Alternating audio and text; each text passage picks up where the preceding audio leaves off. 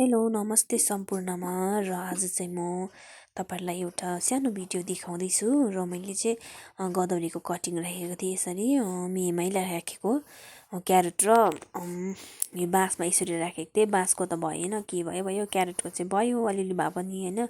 Last इयरको मैले किनेर ल्याएको फुल थियो यिनीहरू, त्यसकै कटिङ गरेको थिएँ मैले। अलिअलि भयो। यहाँ चाहिँ मखमली छरेको थिएँ मैले। यिनीहरू त योपालि मखमली उम्रेन, किन थाहा भएन त्यो चाहिँ। र अब चाहिँ माटो भर्नु लागे हैन। माटो पनि कम्ती थियो, कम्ती भयो अन्त मैले आधी मात्रै भरे आज चाहिँ हैन।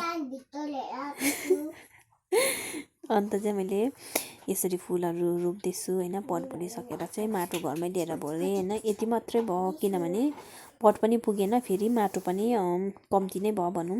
यहाँ चाहिँ अलिअलि उम्रिँदैछ भर्खर मखमली, उतापट्टि उम्रेन, यतापट्टि चाहिँ उम्रिँदैछ। अब यिनीहरूको पनि सारेको भिडियो म बनाउँछु। यो चाहिँ गदवरी रोपेको पार्ट 1 हो।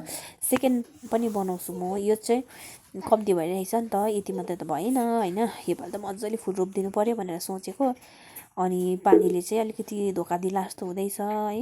मलहरू सबै हिलो हिलो छ, हुँदैन। अनि यसरी चाहिँ बार्नु पर्ने रहेछ, नभए त कुखुराले सकिदिन्छ।